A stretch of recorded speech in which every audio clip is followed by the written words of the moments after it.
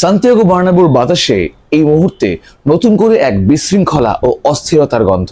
যে Real Madrid trophy ছাড়া যে কোনো একটা সিজন কাটানোকে জাতীয় দুর্যোগ মনে করে, সেই ক্লাব এখন 2 সিজন ধরে ট্রফিহীন। মাদ্রিদের মতন রাজকীয় ক্লাবের জন্য এই পরিসংখ্যান শুধু লজ্জার নয়, বরং অপমানেরও। আর মাদ্রিদের এরকম মহাসংকটের সময় বার্নাবিউর মসনদে আবার ফিরলেন হোসে মরিনহো। কিন্তু প্রশ্ন হচ্ছে, মরিনহো কি এইবারও অলৌকিক কিছু ঘটাতে পারবেন, নাকি আগের বারের মতোই তিক্ততা, বিশৃঙ্খলা আর অস্থিরতার চরম বিস্ফোরণ ঘটিয়ে বরখাস্ত হয়ে বার্নাবিউ ছাড়তে হবে তাকে? মরিনহো যখন প্রথমবার রিয়াল মাদ্রিদের দায়িত্ব নিয়েছিলেন, তখন ড্রেসিং রুমে ছিল ক্রিস্টিয়ানো রোনালদো, কাকা, বেনজেমা, জাভি আলোনসোর মতো খেলোয়াড়েরা। এখনের চিত্রটা সম্পূর্ণ বিপরীত। সেই বিখ্যাত গ্যালাকটিকো যুগ এখন অতীত। রিয়াল মাদ্রিদের বর্তমান 2 বড় মুখ কিলিয়ান এমবাপ্পে ও ভিনিসিয়াস জুনিয়রকে গত 2 সিজনে মাঠের পারফরম্যান্সের চেয়ে অফ ফর্ম, মেজাজ হারানো আর বিতর্কিত অবস্থায় সংবাদ শিরোনামেই বেশি দেখা গেছে।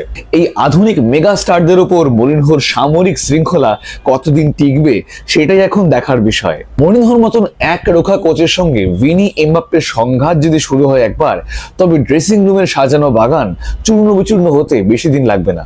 এদিকে রিয়াল মাদ্রিদের গায়ে সব থেকে বড় আঘাতটা এলো স্পেনের বিশ্বজয়ের পর। স্পেনের বিশ্বজয়ী দলে রিয়াল মাদ্রিদের একজন খেলোয়াড়ও নেই। মূল একাদশে থাকা তো দূর, কোনো প্রভাব ফেলবার জায়গাতেও কোনো মাদ্রিদ খেলোয়াড় নেই। পুরো মূল দলটার কারিগর ছিল চির প্রতিদ্বন্দ্বী বার্সেলোনার খেলোয়াড়েরা।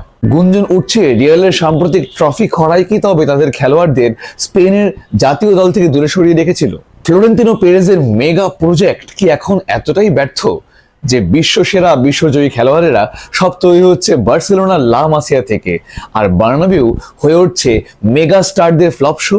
সব মিলিয়ে সান্তিয়াগো বার্নাবিউতে ম্যানেজার হওয়া খুব স্বস্তির চাকরি নয়, এ যেন এক বিষাক্ত সাপের গর্তে পা দেওয়ারই সম।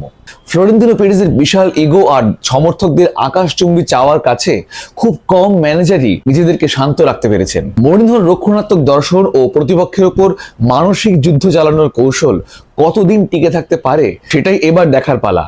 তবে প্রথম কয়েক মাসের মধ্যেই যদি মরিনহো ট্রফির আভাস দিতে না পারেন, তবে ফ্লোরেন্তিনো পেরেজের অফিস থেকে তার বরখাস্তের চিঠি আসতে খুব বেশি সময় অপেক্ষা করা লাগবে না। তাহলে আপনার কি মনে হয়, এটি কি মরিনহোর নতুন কোনো কাব্যিক পুনরুত্থান হতে যাচ্ছে, নাকি আবারও রিয়াল মাদ্রিদের নতুন বিপর্যয়ের কোনো একটি অধ্যায়?